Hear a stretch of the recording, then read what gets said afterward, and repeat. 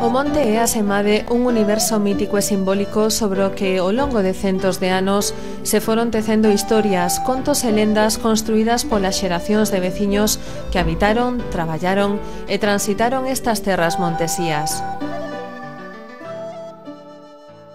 Ali era a Xan das Mouras. Eu sei o conto das Mouras porque me contaba a miña abuela. Que ali nas Mouras que salía unha moi guapa, moi guapa. Pero iso é noite de San Juan, non? Non sei se foi a noite de San Juan, cando foi ela contaba. Sempre. Que É que salía aquela... tiña un mozo. Iba un mozo a visitala ás noites. E ela salía tamén a visitalo a ele. Pero díxolle que foron a noite. E ele foi. E chegou ali e díxolle: se me queres de verdad, tesme que sacar este clavel que teño na boca. E sacoulle o clavel e ela volveuse un colebrón.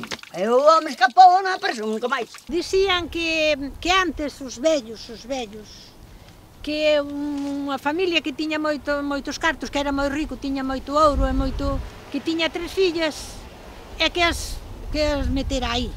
E que viñeran uns mozos a onde elas.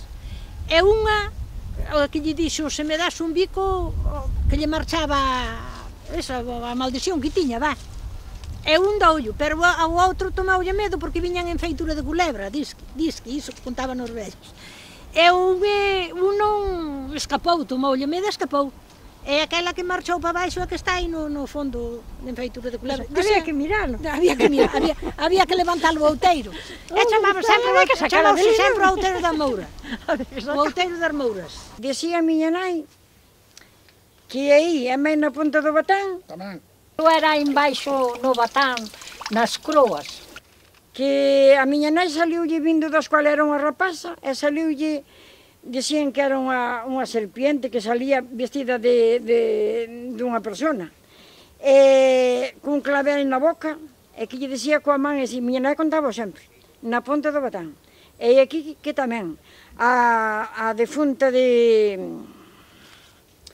a Siña Manuela Amona, que tamén lle salira, e que tamén lle chamaban por ela cando eran tamén chavalas, e iban cojando para o monte tamén, e así, e que se meteu así para baixo e jamás saliu, porque non lle foi, e diz que esas cousas... Que eran mouras, que había mouras. Sí, que había que ir delas, e senón que se enterraban e que xa non volvían a salir. Eu pasar por riba do outeiro das Mouras e tocar, que tocaba a choco, pero é que dicían algo así. Péter e así, E toca o choco. e toca o choco. E quixeron ofender que ainda ten ali os buratiños dos ríos, pero a pedra non ofendeu, E mira se está a rodeira do carro marcada, que ou sea, se ten aí unha pedra ali que debe ter 15 centímetros de fundura, do que é da roda do carro.